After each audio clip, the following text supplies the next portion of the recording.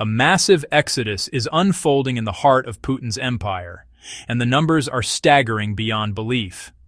500,000 workers have abandoned their posts in Moscow alone, leaving behind empty offices, shuttered factories, and a capital city gasping for breath. This isn't just a labor shortage. This is the systematic collapse of Russia's workforce, and it's happening right under the Kremlin's nose. Today on this channel, we're diving deep into the Moscow meltdown that state media refuses to acknowledge. We'll expose how Putin's war machine is devouring the very people it claims to protect, why entire industries are crumbling from within, and what this means for Russia's future. The data we've uncovered will shock you, and the human stories behind these statistics will break your heart. But first, let me give you the scale of what we're dealing with. When I say 500,000 workers, I'm not talking about seasonal fluctuations or temporary layoffs. These are permanent departures from Moscow's economy. Engineers, doctors, teachers, construction workers, IT specialists, factory operators, they're all gone, and they're not coming back. The Moscow Department of Labor tried to downplay this catastrophe by releasing sanitized statistics that paint a rosy picture of employment stability. But internal documents leaked to independent journalists tell a completely different story. The real numbers are apocalyptic.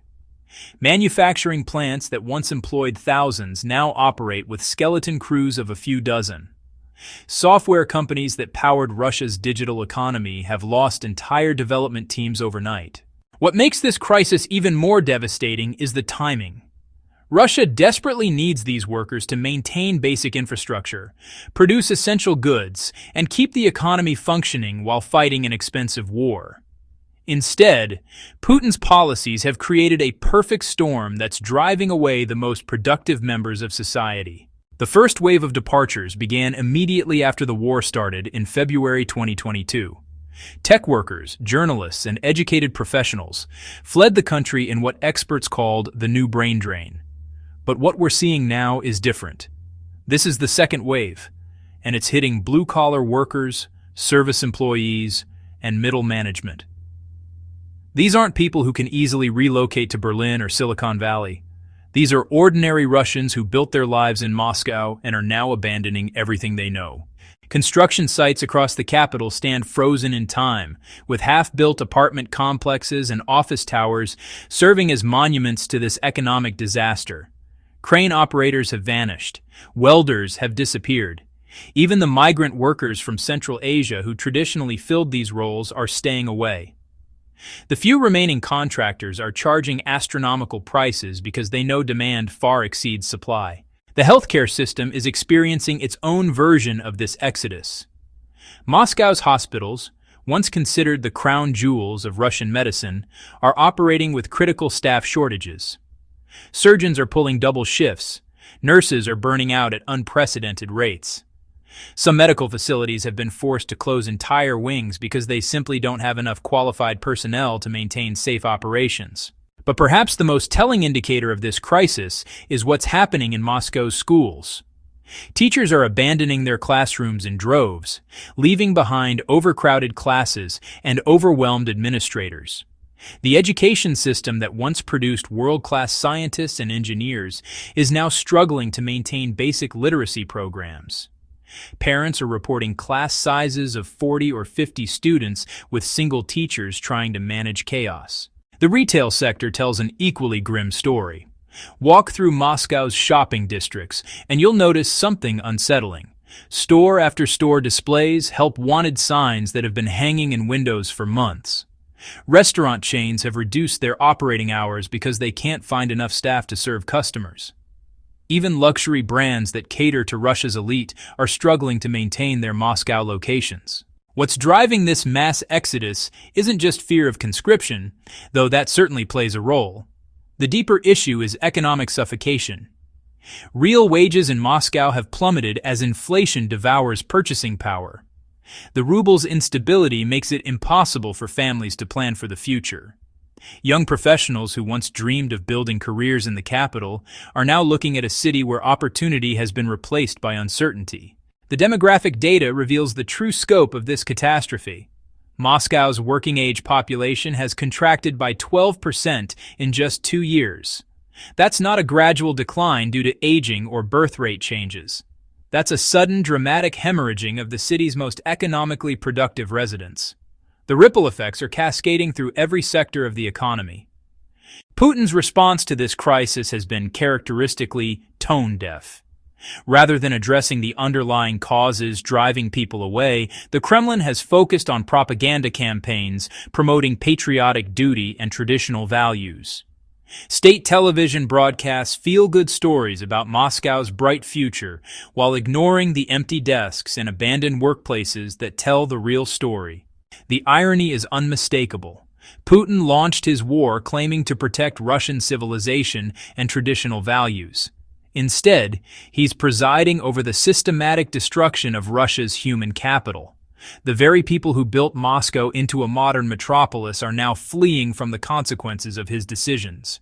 Regional governors from across Russia are quietly panicking as they watch their best and brightest migrate to other countries or simply disappear from the workforce entirely.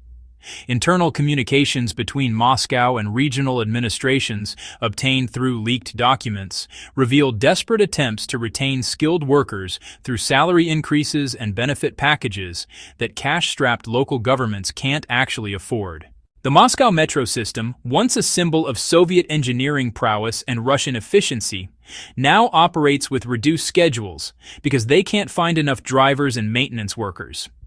The same transportation network that moves millions of people daily is struggling to maintain basic service levels. Small businesses across the capital are simply closing their doors rather than trying to operate in this impossible environment. The entrepreneurial class that emerged after the Soviet collapse is now disappearing just as quickly. Coffee shops, repair services, consulting firms, and countless other enterprises that made Moscow a vibrant economic center are vanishing from the landscape. This workforce crisis is creating a vicious cycle that threatens to accelerate Moscow's decline. As more people leave, the remaining residents face increased pressure to fill multiple roles. Burnout becomes inevitable. Quality of life deteriorates further. More people decide to leave. The cycle continues, each iteration making the situation worse.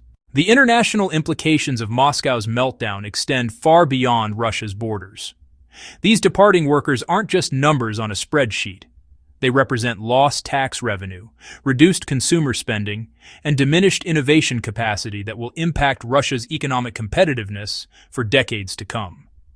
Russia's economic competitiveness for decades to come. The banking sector in Moscow is experiencing its own version of this workforce apocalypse. Credit analysts, loan officers, and financial advisors are abandoning their positions faster than banks can replace them. Major Russian financial institutions that once competed for top talent are now desperately trying to retain junior employees with signing bonuses and emergency salary increases. The brain drain from Moscow's financial district has left some banks operating with staff levels so low that basic customer services are being suspended.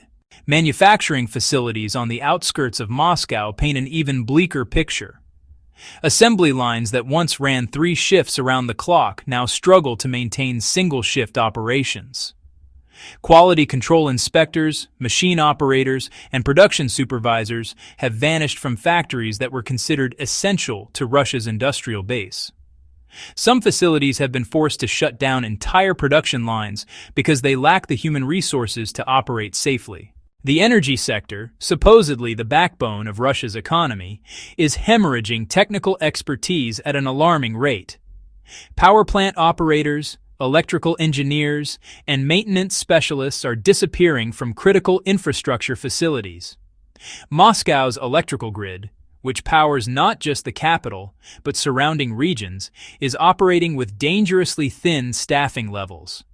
Blackouts that were once unthinkable in Russia's showcase city are becoming routine occurrences.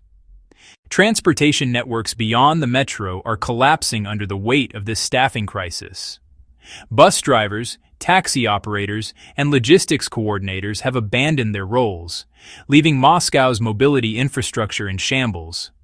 Freight companies that once moved goods efficiently throughout the capital region are now operating with skeleton crews. creating supply chain bottlenecks that affect everything from food distribution to medical supplies. The technology sector's exodus has been particularly devastating because these workers possess skills that cannot be easily replaced.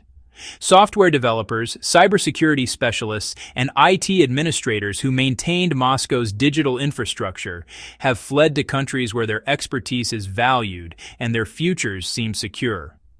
The remaining technology workers face impossible workloads as they try to maintain systems that were designed for much larger teams. Moscow's cultural institutions are experiencing their own version of this crisis. Museums, theaters, and concert halls that once showcased Russian artistic achievement are struggling to maintain programming because curators, performers, and technical staff have disappeared. The cultural life that made Moscow attractive to educated professionals is withering away, creating another reason for talented individuals to seek opportunities elsewhere. The construction industry's collapse has created visible scars across Moscow's landscape. Residential developments that were supposed to house the city's growing middle class now sit abandoned, their concrete shells serving as monuments to economic failure. Commercial real estate projects that promised to transform neighborhoods into thriving business districts have been indefinitely postponed due to labor shortages. Food service establishments throughout Moscow are reducing operating hours or closing permanently because they cannot find kitchen staff, servers, or managers. Restaurants that survived the initial shock of sanctions are now succumbing to workforce shortages that make daily operations impossible. The dining scene that once reflected Moscow's cosmopolitan character is rapidly diminishing.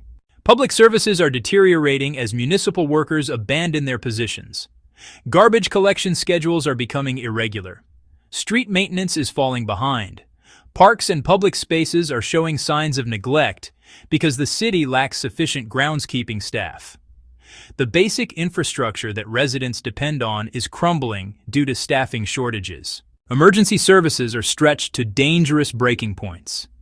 Paramedics, firefighters, and police officers are working overtime shifts that compromise their effectiveness and public safety. Response times for emergency calls have increased significantly as these critical services operate with reduced personnel. The safety net that citizens expect from their government is fraying under the pressure of this workforce crisis. The ripple effects extend into Moscow's housing market, where property values are plummeting as demand evaporates.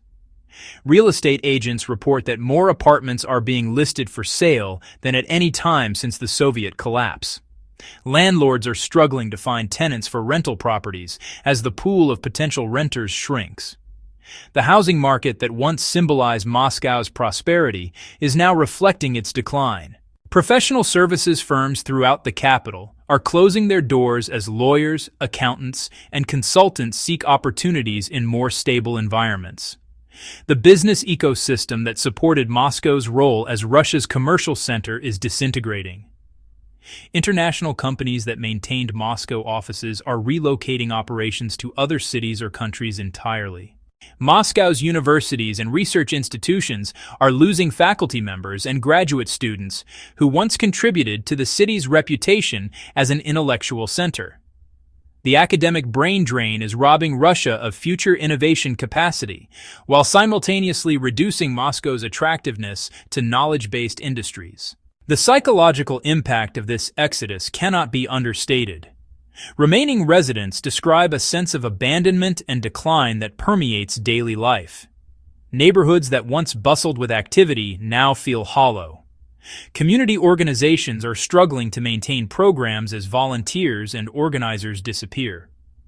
The social fabric that held Moscow together is unraveling. Local businesses report that their customer base has shrunk dramatically as the population declines. Shops that served specific neighborhoods for decades are closing because they no longer have enough customers to remain viable. The commercial districts that gave Moscow its character are becoming ghost towns. This workforce crisis represents more than economic statistics or policy failures. It reflects the fundamental breakdown of the social contract between Russia's government and its people. When 500,000 workers abandon the capital city, They are voting with their feet against a system that has betrayed their trust and destroyed their future prospects. The Moscow meltdown we've witnessed today reveals the true cost of Putin's ambitions. 500,000 workers didn't just quit their jobs. They abandoned their homeland because staying meant sacrificing their futures on the altar of one man's imperial fantasies. This isn't a temporary setback or a minor labor adjustment. This is the systematic dismantling of Russia's human capital, orchestrated by a regime that values conquest over competence. When hospitals close wings due to staff shortages, when schools collapse under the weight of overcrowded classrooms, when the metro system that once symbolized Soviet achievement now struggles to maintain basic service, we're not just seeing economic decline. We're witnessing the death of a society's ability to function. The data doesn't lie. The empty offices don't lie. The abandoned construction sites don't lie. Moscow is hemorrhaging its most valuable resource, its people, and no amount of propaganda can reverse this exodus. Putin promised to make Russia great again. Instead, he's created a wasteland where talent flees and hope dies.